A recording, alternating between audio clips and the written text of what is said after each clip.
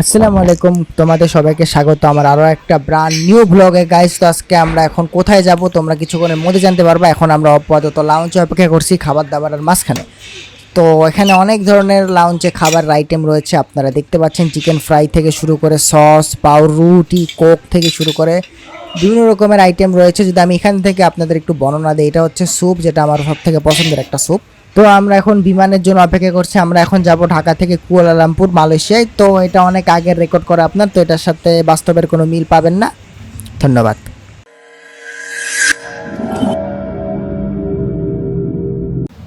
তো এয়ারপোর্টের এই অপেক্ষা করার জায়গা, যেটা একটা ভিডিও করতে গিয়ে আমার মনে পড়লো আমি তো তোমাদের এয়ারপোর্টের ভিডিও করে কোনোদিনও দেখাই নাই।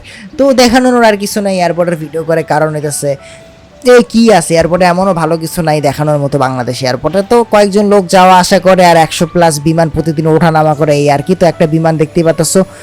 তো এখন আমাদের বিমানে ওঠার সময় চলে এসেছে। তো আমাদের বিমানের সামনে যে সিটটা দেখতে পাচ্ছ ওগুলো বিজনেস ক্লাস। তো বিজনেস ক্লাস সিট মোটামুটি ঠিক আছে সবগুলোর মধ্যে, কিন্তু আমি তো বসি নাই, তো আমি রিভিউ দিতে পারবো না বসা। তো তোমরা ইকোনমি ক্লাসেরই রিভিউ দেখো বসা। তো এই হচ্ছে বিজনেস ক্লাস, একটু দেখালাম যে কি আছে। তো বসি নাই, রিভিউ দিতে পারবো না আমি। যাই হোক, তো আমরা একটু ইকোনমি ক্লাসের দিকে যাই। মালয়েশিয়ান এয়ারলাইন্সে করে আছি আমরা, এটা মালয়েশিয়ান এয়ারলাইন্স। যাইতে লাগে 100 বছর, নড়েও না। তো অবশেষে সিটে বসতে পারলাম, যাক আলহামদুলিল্লাহ আমি আমার সিটটা বুঝে পেলাম। এখন সিট বসার পরে সিটের আশেপাশের পরিস্থিতিটা একটু দেখেনি। তো জানলার জিনিসটার কারণে, ভাবসার কারণে আমি ঠিক করে দেখাতে পারছি না। এটা সব থেকে প্রবলেম হয় ভিডিও করতে গেলে, এরকম পরিস্থিতি। পরে আস্তে ধীরে আবার ঠিক হয়ে যায়, আবার এই প্রবলেম। তো সিটে রিভিউ দিতে গেলে আমি বলতে পারি এই সিটটা, বা একটু কষ্ট করে আপনি আমার সিঙ্গাপুরের ভিডিও দেখে আসেন। সিঙ্গাপুরে আমি মালয়েশিয়ান এয়ারলাইন্স করেও গেছিলাম, এখানে সিটে রিভিউ দিব না। তাও বলতেছি যে আমার এই সিটে বসে মোটামুটি ভালোই লাগছে, কমফোর্টেবল লাগছে। তো সিটটা মোটামুটি ভালোই ছিল, কিন্তু বসে বসে এখন নাচ দেখা লাগতেছে, আর কোনো কাজ কাম নেই।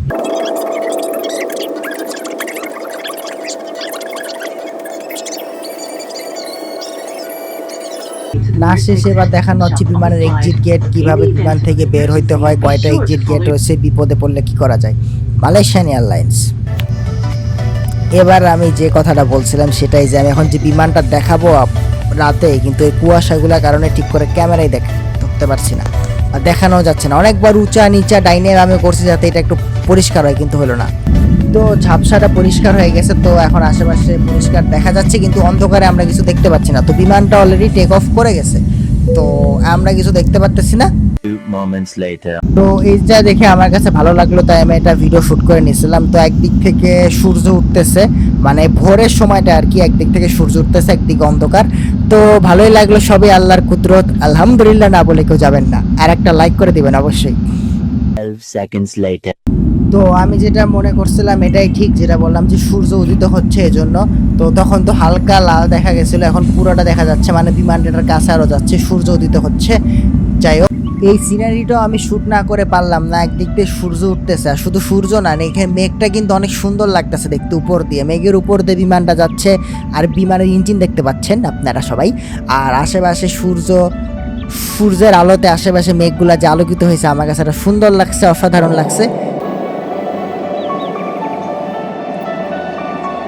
এই সিনটাও আমার কাছে সুন্দর লাগছে, উপরে মেঘ, নিচে হালকা মেঘ, বিমানটা আকাশে উঠতেছে, নিচে সৌন্দর্যটা, আর নিচে দিয়ে ভূমি দেখা যাচ্ছে। তো ভূমির কথা বলতে বলতে প্রিপারিং ফর ল্যান্ডিং, এবং বিমানের চাকাটা যখন ধাম করে মাটিতে পড়বে তখন একটা ধাক্কা খায়, যেটা বিমানে যারা থাকে তারা অনুভব করতে পারে।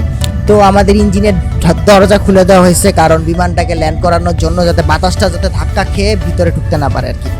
বিমান যারা চালায় ওরা অনেক কিছু জানে, তো তোমরা গুগল থেকে দেখে নিতে পারো। তো এখন আমরা এয়ারপোর্টে গিয়ে তোমাদের সাথে দেখা করছি। এয়ারপোর্টে ইমিগ্রেশন হবে, ইমিগ্রেশন পার হয়ে হোটেলে যাওয়া তো বিশাল বড় প্রসেসিং। তো আমরা তারপর দেখা করতেছি। I will be right back.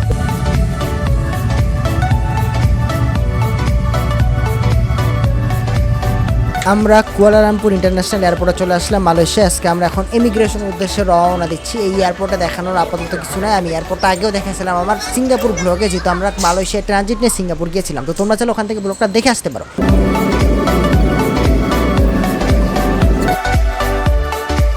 তো গাইস, অনেক কিছু করার পরে আমরা ইমিগ্রেশন কমপ্লিট করলাম। তো ইমিগ্রেশন কমপ্লিট করে আমরা গাড়িতে বসে গেছি। আমরা আমাদের হোটেলের উদ্দেশ্যে রওনা দিতে। তো গাড়িতে বসে যাইতে যেতে আমি তোমাদের ইমিগ্রেশনে সামান্য কিছু কথা বলি, ইমিগ্রেশনে আমাদের সাথে কী ঘটলো। সো যখন আমরা ইমিগ্রেশনে গেলাম, আমি আমার স্টুডেন্ট পাসপোর্টটা রাখলাম, তো উনি স্টুডেন্ট পাসপোর্টটা দেখে আমাকে এখানে সিল মেরে দিয়ে বললো আপনি একটু রুমে গিয়ে কথা বলেন, তারপরে আপনাকে আমরা অ্যাক্সেস দিব। ওকে, সো আমার আব্বু যেহেতু ছিল, আমার আব্বুর পাসপোর্ট আমার সাথে যেহেতু আমার আব্বু গেছে, তো আমার আব্বুকেও রুমে পাঠাতে বললো, তো একটা স্টিকার লাগাই দিয়ে রুমে পাঠিয়ে দিতে বললো। সো এখন হচ্ছে রুমে যাওয়ার পালা। তো এখন আমরা যখন রুমে গেলাম, আমাদের একটা কার্ড টোকেন ধরাই দিয়েছে এত নাম্বারে, তো এত আসলে তোকে ফাইন। তো রুমে গিয়ে আমরা বসে আছি, তো টোকেন নাম্বারটা আসলো। আসার পর আমরা রুমে গিয়ে বসলাম, বসার পর উনি আমাদের জিজ্ঞেস করছে কিছু কথা, আপনারা কতদিন থাকবেন, কোন হোটেলে কেন যাচ্ছেন, কিসের জন্য আসছেন। তো জিজ্ঞেস করে আমরা কথা বলতে বলতে একটা ইন্টারেস্টিং বিষয় লক্ষ্য করলাম, যিনি অফিসার আমাদের সাথে কথা বলতেছিল উনি কিন্তু বাংলা পারে। যখন আমরা বললাম আমরা বাঙালি, তো উনি বললো ও আমিও বাঙালি, কেমন আছো, ভালো আছেন, বলেন, এরকম আর কি 2-3টা বাংলা কথা বললো। উনি হয়তো বুঝতে পারছে বাংলা কথা আমাদের। সো এটা আমাদের জন্য আরও সুবিধা হয়েছে যেহেতু আমরা বাংলা ভাষায় বুঝাটাই। এখন উনিও বুঝতে পারছে যেহেতু বাংলা ভাষায়, তো আমরাও বাংলা ভাষায় আমরা ইংলিশেই বলছিলাম, তো উনি বাংলা ভাষায় কিছু জানে, তো এই জন্য আমাদের সুবিধা হয়েছে কথা বলতে। তো আমরা ইমিগ্রেশন এরপর কমপ্লিট করলাম। তো সব কিছু দেখি করে উনি একটা টাইম দিয়ে দিল যে 2 দিন অতটা সময় ওনারা থাইল্যান্ড যাবেন। তো এটা দিয়ে একটা সিল মেরে দিয়ে আমাদেরকে বিদে দিল। এটা করার কারণ হচ্ছে অনেক বাঙালি আছে যারা স্টুডেন্ট ভিসা নিয়ে ও কই দেশে থাকতে আসে, স্টুডেন্টের নাম টাম করে ওই কই দেশে একবার ঠুকে গিয়ে আর বের হয় না, আর ব্যাটের হয় না, ওইদিকে গিয়ে থাকি স্টুডেন্ট পাসপোর্ট নিয়ে একবার ওই দেশে ঠুকে গেলে জীবনে বের হয় না, এই আগানে বাগানে লুকায় থাকে আর কি। তাছাড়া অনেক বাঙালি আছে এসব করে, এই জন্য আর কি একটু কড়া হয়ে গেছে মালয়েশিয়ান সরকার। তো যাই হোক, আলহামদুলিল্লাহ মোটামুটিভাবে আমরা আমাদের ইমিগ্রেশন কমপ্লিট করে এখন মালয়েশিয়ার হোটেলের উদ্দেশ্যে রওনা দিচ্ছি।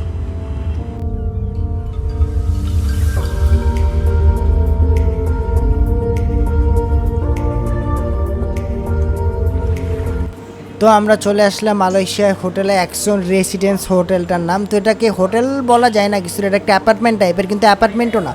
সো এখানে আপনার হোটেলের মতো ফ্রি ব্রেকফাস্ট বা খাবার দাবার কিছু পাচ্ছেন না এখানে, তো আপনাকে বাইরে থেকে খেতে হবে। তো এইটার অপোজিটেই অনেক বড় বড় হোটেল আছে, আসিফ থেকে শুরু করে আপনার খাবার দাবারের হোটেল আছে, আপনারা ওইখান থেকে খাওয়া দাওয়া করতে পারেন। এটার পাশেই আছে আসিফ, তারপর মা আমার বাড়ি হোটেল। এটা হচ্ছে লিফট কাট, এটা হচ্ছে ডোর কাট।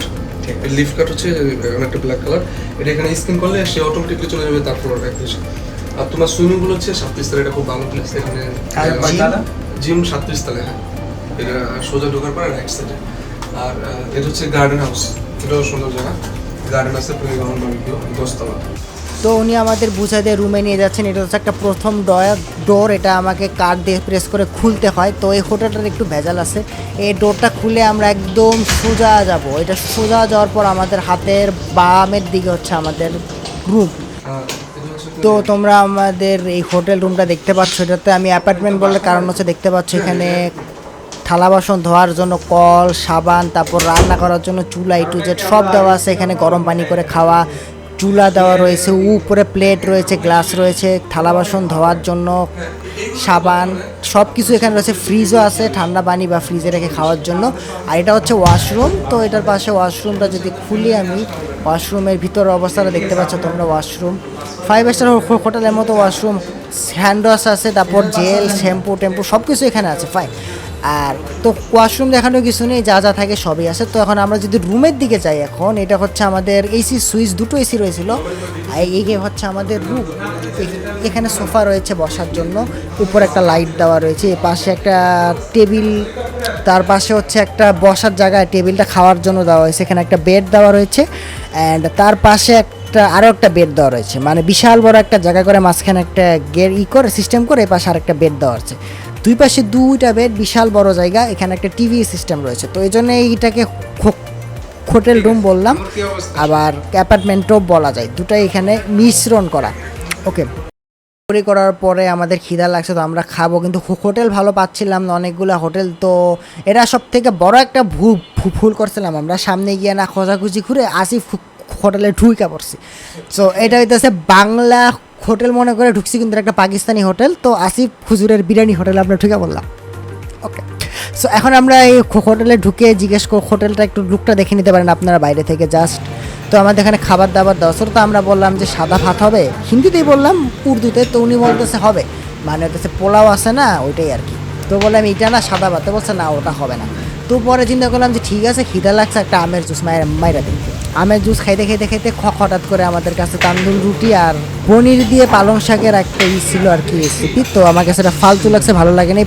তারপর আমরা আরেকটা খাবার অর্ডার দিচ্ছিলাম, এটা হচ্ছে মটরশুঁটি আলু দিয়ে একটা ঝোল করছিল, এটা আমাদের কাছে ভালো লাগছে। সো আমরা মালয়েশিয়াটা একটু ঘুরছিলাম, ঘুরতে ঘুরতে ঘুরতে একজন বাঙালি বিক্রেতার সাথে আমাদের দেখা হয়েছে। উনি আমাদের মামার বাড়ি হোটেলটার পরামর্শ দেন, আপনারা মামার বাড়ি থেকে বাঙালি খাবার খেতে পারবেন। সো আমরা ওনার পরামর্শে এই মামার বাড়ি হোটেলে চলে আসলাম দেখতে। আপাতত তো খাওয়া দাওয়া হয়েছে, আমরা একটু দেখতে আসলাম আপাতত হোটেলটা কীরকম। সো আমরা যখন হোটেলটা দেখলাম, সামনে একটা বড় ফ্রিজ দেখলাম, এখানে মাছ মাংস রাখা আছে রান্নার জন্য। উনি বললো যে টাটকা মাছ মাংস আছে এখানে রান্নার জন্য রাখা আছে, আর এখানে রান্না করা আছে। আর এই পাশে মোবাইলের ব্যাকগ্রাউন্ড কভার টভার সব কিছু ছিল। তো যেহেতু আসছি এক গ্লাস চা না খেলে কেমনে কী হয়, তো আমরা চা খেতে আসলাম। তো আমরা একটু চা খাওয়া দাওয়া করি। আমরা চা খাওয়া শেষ করে এখন একটু মালয়েশিয়া ভ্রমণে বের হলাম। তো মালয়েশিয়ায় একটাই গুরুত্বপূর্ণ জায়গা আছে, সবাই গেলে টুইন টাওয়ারে যায়, মালয়েশিয়ান টুইন টাওয়ার। তো আমরা এখন টুইন টাওয়ার দেখতে যাব। তো আমরা এখন টুইন টাওয়ারে খোঁজার জন্য ঘুরতেছিলাম, ঘুরতে ঘুরতে ঘুরতে ঘুরতে আমরা এখানে চলে আসি। তো এখানে চলে আসার পর আমরা একজনকে জিজ্ঞেস করি, বাঙালি ছিল ওনাকে, যে টুইন টাওয়ারটা কোথায়। উনি বলতেছে আপনি তো টুইন টাওয়ারের ভিতরেই আছেন। তো আমি বললাম আচ্ছা, আমরা তো জানতামই না যে এটা টুইন টাওয়ারের ভিতরে ছিলাম। কথা হচ্ছিল যে এখানে অনেক অনুষ্ঠান চলতেছিল, উপরে একটা ব্যানার পর্দা সহ লাগানো, প্যান্ডেল ট্যান্ডেল করা ছিল, এই জন্য ভালোভাবে দেখা যায় নাই। সো আমরা যখন টুইন টাওয়ারের ভিতরে প্রবেশ করে একজনকে জিজ্ঞেস করলাম, উনি বললেন আপনি টুইন টাওয়ারের ভিতরেই আছেন। তো বললাম আচ্ছা, এখন আমরা বাইরে থেকে কীভাবে দেখবো দুইটা টুইন টাওয়ার, যে সুন্দর দুইটা টাওয়ার। তো উনি বলছে বাইরে দিয়ে দেখতে গেলে আপনাকে আরও সামনে যেয়ে এটা পার করতে হবে। তো চলো সামনে যেয়ে পার করে টুইন টাওয়ারে গিয়ে দেখা করছি। আমরা সম্পূর্ণ টুইন টাওয়ারটা বাইরে থেকে দেখার জন্য যাচ্ছিলাম। যেতে যেতে যেতে আমরা এই জায়গায় এসে পৌঁছে। এটার থেকে বাইরের কিছু দৃশ্য দেখা যাচ্ছিল, গাড়ি ঘোড়া চলতেছিল টাওয়ারের। হয়তো এটা টুইন টাওয়ারের যে দুটো ব্রিজ থাকে মেবি ওই জায়গাটা, আমি শিওর না আসলে। সো এখানে একটা রাস্তা দেওয়া আছে, টুইন টাওয়ার কোথায় ভালো করে স্পষ্ট দেওয়া আছে, তোমরা পজ করে দেখে নাও। আর তাছাড়া আরও অনেক জায়গা আছে এখানে, তো এই ব্রিজ দিয়ে যাওয়া যায়। তো কোথায় কোন জায়গায় যাওয়া যায় এখানে স্পষ্ট দেওয়া আছে। টুইন টাওয়ারেরই যাওয়ার রাস্তা এটা ধরা যায়, কিন্তু এটা টুইন টাওয়ার অংশ না। তো প্রথমে ভুলে বলছিলাম, একটা টুইন টাওয়ার যাওয়ার রাস্তা আর কি, একটা ব্রিজ।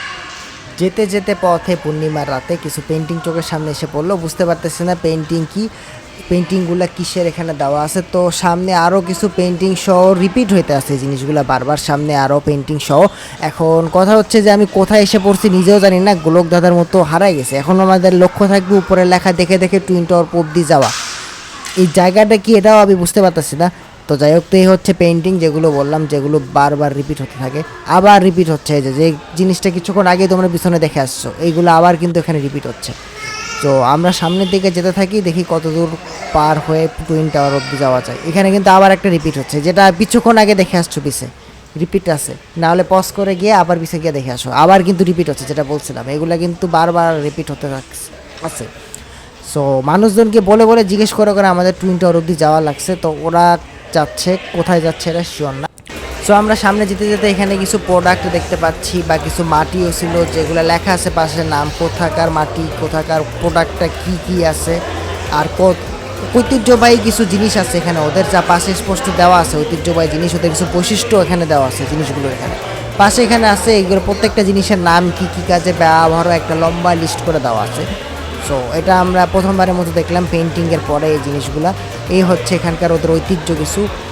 সো আমরা সামনের দিকে আগাতে থাকি, আগাতে আগাতে আবার পেন্টিং চলে আসছে, কিন্তু এখনও অবশেষে আমরা টুইন টাওয়ারে প্রবেশ করতে পারলাম। তো এতক্ষণ যে ব্রিজটা পার করে আসছে, এটা সম্ভবত দুইটা টাওয়ারের মাঝখানে যে কানেক্টিং ব্রিজ থেকে, এটা হতে পারে, আমি শিওর না, কারণ আমি প্রথমবার গেছি গোলায় গেছি, গোলক ধাঁধার মতো। তো এখন এখানকার পরিবেশটা নিয়ে আলোচনা করি। এখানকার পরিবেশটা আশা করি অনেক সুন্দর আছে, আশেপাশে একটা পার্ক টাইপের।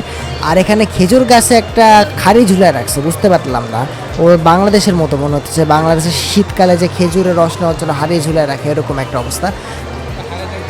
অবশেষে মালয়েশিয়ান একজন পুলিশের সাহায্যে আমরা টুইন টাওয়ারের বাইরে আসতে পারলাম। তো আমরা এই জায়গাটায় গিয়ে গোলক দাদার মতো ঘুরে গেছি। তো চিন্তা ছিলাম না যে বাইরের জায়গাটা কোথায়। একজন পুলিশ অফিসারকে জিজ্ঞেস করলাম, উনি বললো যে বাইরের সাইডটা ওদিকে যেতে হবে। তো ওনার সাহায্যে নিয়ে আমরা বাইরে বেরোলাম। অবশেষে এই কাহিনীটাই আমরা আপনাদের দেখাতে চাচ্ছিলাম। এই সেই টুইন টাওয়ার।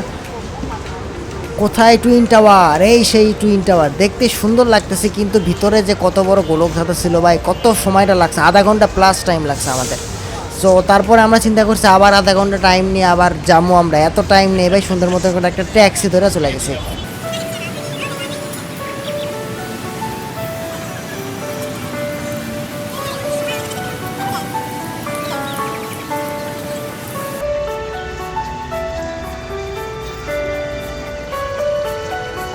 রেসিডেন্স